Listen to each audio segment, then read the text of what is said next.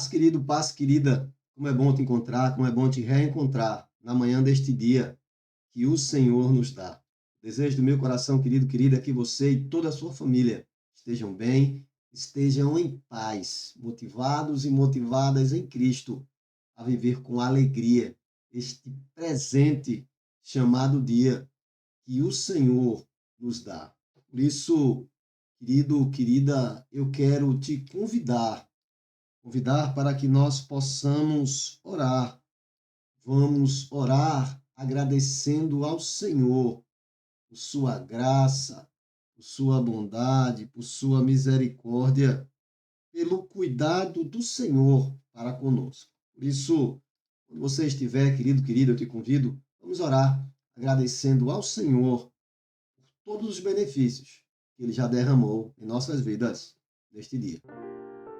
Santo Deus e Pai eterno, louvado e exaltado seja o teu nome, Senhor, porque somente tu, ó Pai, és digno de receber honra, glória, louvor e adoração. Senhor, muito obrigado porque na noite que passou o Senhor nos guardou, nos livrou do mal, nos protegeu e permitiu que despertássemos para amanhã de mais este dia. Por isso, Senhor, fica conosco. Acampa-te ao nosso lado.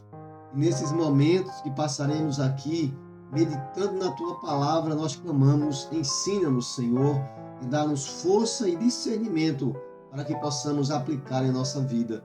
É o clamor que te fazemos agradecidos. No nome de Jesus. Amém. Querido, querida, nós estamos refletindo no capítulo 12 da carta de Paulo aos Romanos, nos versos 1 e 2. Então, eu quero te convidar, vamos mais uma vez meditar a palavra do Senhor. Querido, querida, leia comigo a palavra de Deus, carta de Paulo aos Romanos, capítulo 12, versos 1 e 2, lemos assim: Rogo-vos, pois, irmãos, pela compaixão de Deus, que apresenteis os vossos corpos em sacrifício vivo, santo e agradável a Deus, que é o vosso culto racional. E não sede conformados com este mundo, mas sede transformados pela renovação do vosso entendimento, para que experimenteis qual seja a boa, agradável e perfeita vontade de Deus. Experimentando a graça de Deus é o que estamos refletindo nos últimos dias.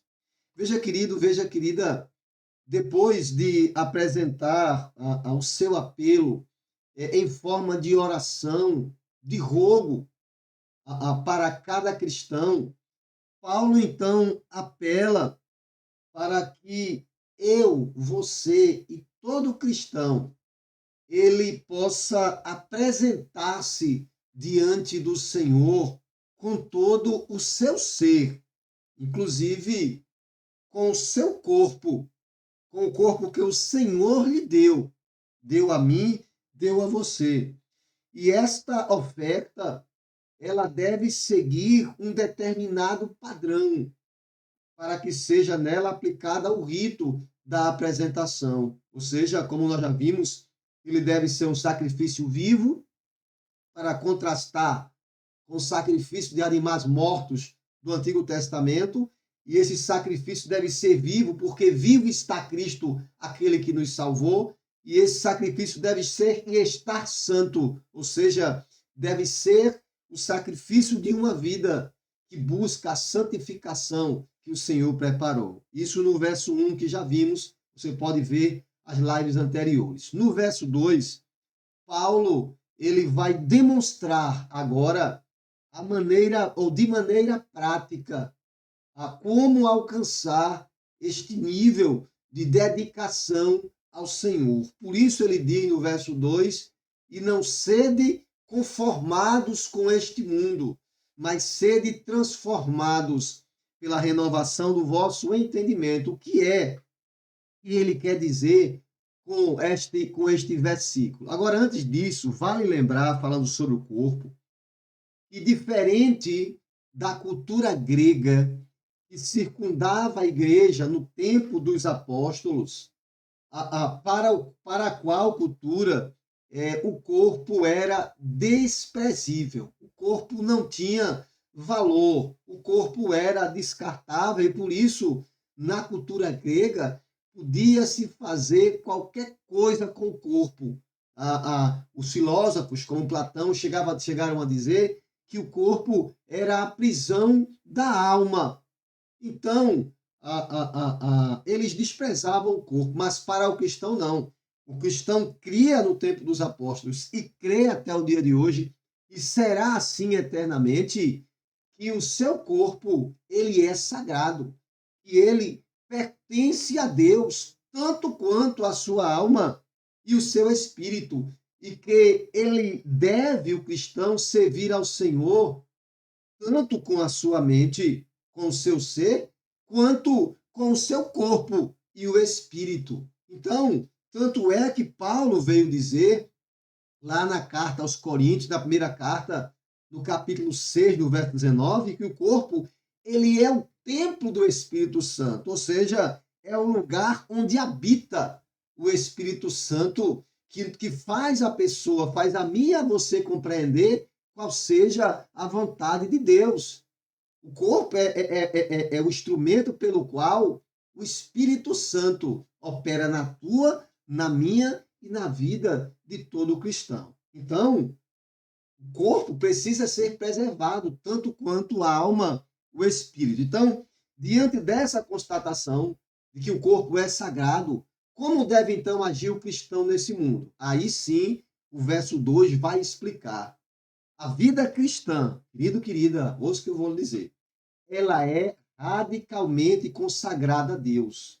Ela é vivida não em conformidade com o mundo, mas ela está em transformação, no sentido de cumprir cada momento a vontade de Deus. Por isso, Paulo diz no verso 2: não sede conformados com este mundo. Olha, eu tenho aqui uma garrafa de água, e você vai ver, tem pouca, que a água ela adquire o formato da garrafa, é cheia de curvas.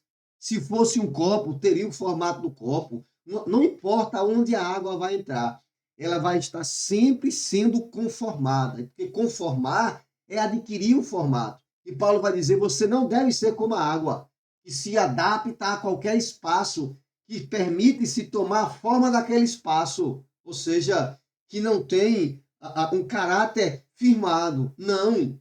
A ideia de não ser conformado aqui é de literalmente não adquirir a forma, não se adaptar àquele formato. E aqui, obviamente, a ideia aqui não é o formato material, mas está ligado aos hábitos, às ideias, às intenções, às escolhas, aos modelos do mundo. Paulo diz: você não deve se adaptar a isso.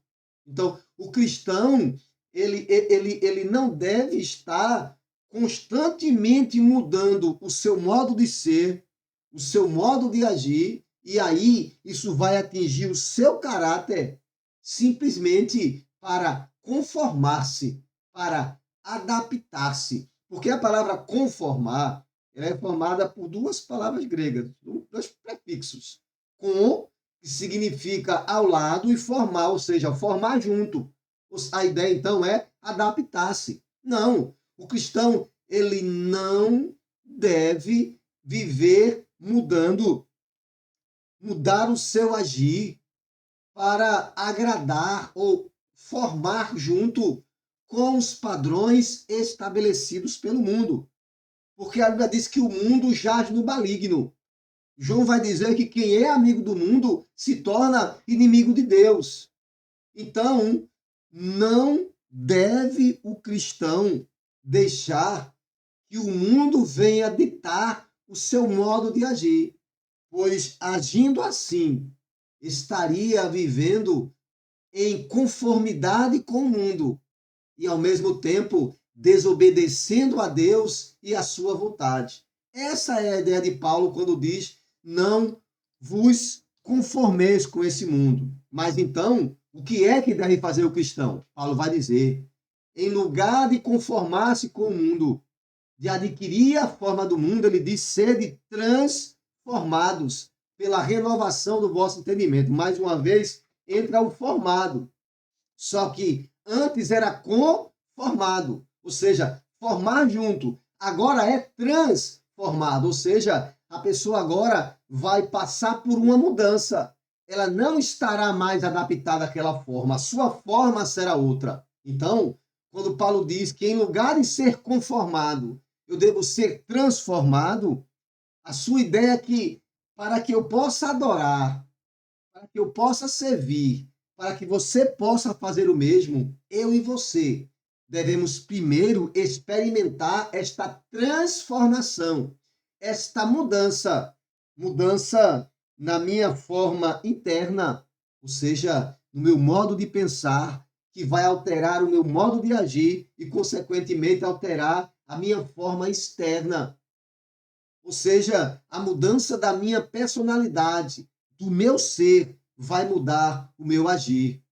Então, a minha própria essência, ela foi transformada, em lugar de ser conformada. E ela foi transformada para viver segundo o padrão de Deus. Entende, querido? Entende, querida? A vida agora, dominada pelo Espírito Santo, dominada por Cristo, ela produziu em mim uma mudança interior, em você também. A nossa essência, ela foi transformada, ela foi alterada para a essência de Deus. E agora eu e você já não vivemos mais uma vida centrada em nós, centrada no meu desejo, no seu desejo, mas a minha vida, a tua vida agora, ela gira em torno da vontade de Deus, porque a nossa mente, o nosso caráter, ele foi transformado segundo a vontade de Deus. A minha natureza, a tua natureza, ela foi agora alterada. Nas palavras de um comentarista bíblico, essa alteração é o seguinte, aspas, quando Cristo irrompe na vida de uma pessoa, esta se torna uma nova pessoa. O centro do seu ser é diferente. O poder impulsor da sua vida é diferente. Sua mente é diferente, porque a mente de Cristo está nele. Quando Cristo se transforma no centro da sua vida, esta pessoa pode então oferecer a Deus o culto verdadeiro, o culto que é a oferta de cada momento e de cada ação da sua vida. Fecha aspas. Essa é a verdade. Quando Cristo entra, tudo muda, tudo passa a ser diferente, tudo é transformado segundo a vontade de Deus. E aí, uma vez que tudo foi transformado, aí eu e você passaremos a compreender de fato o que é e como funciona a vontade de Deus, que é boa, perfeita e agradável. E o que significam essas características da vontade de Deus? É o que veremos amanhã. Mas por hoje, o que nos importa saber é nos perguntar: eu já fui transformado por este Deus maravilhoso? O meu corpo é hoje consagrado à adoração do Senhor? Que Deus te abençoe, querido. Que Deus te abençoe, querida. Que eu e você possamos ser esse sacrifício vivo, santo e agradável ao Senhor, e que Ele assim nos abençoe.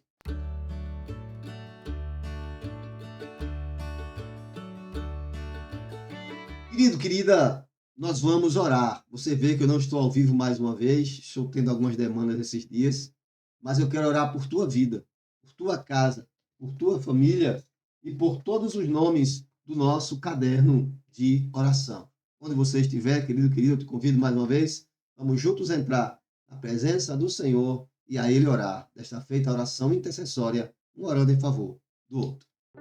Santo Deus, Pai eterno, mais uma vez te louvamos e agradecemos por tua palavra e clamamos, ajuda-nos, transforma-nos, Senhor, naquilo que tu queres para nossas vidas.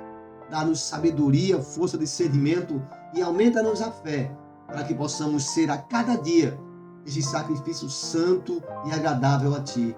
Que possamos ser transformados naquilo que Tu queres e assim ser porta-vozes da Tua vontade nesse mundo através do nosso ser, do nosso agir e, eventualmente, de nossas palavras. Mas também queremos clamar, tem misericórdia deste mundo. Mundo em caos, mundo em crise. Tem misericórdia de cada povo, de cada nação. Ser com os que sofrem com as guerras, com os que sofrem com os eventos naturais, como o Brasil. Socorre o povo gaúcho e agora o povo catarinense também. Tem misericórdia dos que lideram essa nação. Protege da saúde, livra do mal, dá discernimento e sabedoria, mas principalmente ser com a família brasileira. Campa os teus anjos em redor de cada família. Toma especialmente a família dos missionários e dos pastores, dando saúde, sabedoria, protegendo e abençoando, mas também ser com cada família, Senhor. Ser com cada família listada em nosso caderno de oração. Tu conheces a necessidade, o anseio, o desejo, o sonho de cada uma. Então contempla. Mas também, Pai, toma em tuas mãos este querido, esta querida, que conosco compartilha desta oração. Acampa os teus anjos em redor dele e dela e nos dá um dia de paz. É o clamor que te fazemos agradecidos. Em nome de Jesus. Amém. Querido, querida, sempre muito bom estar com você. Se o nosso Deus permitir, amanhã estaremos de volta ao vivo. Mas até lá, o desejo do meu coração é que você e toda a sua família tenham um dia de paz na presença de Jesus. Um abraço, querido. Um abraço, querida. E até amanhã, se o nosso Deus assim nos permitir.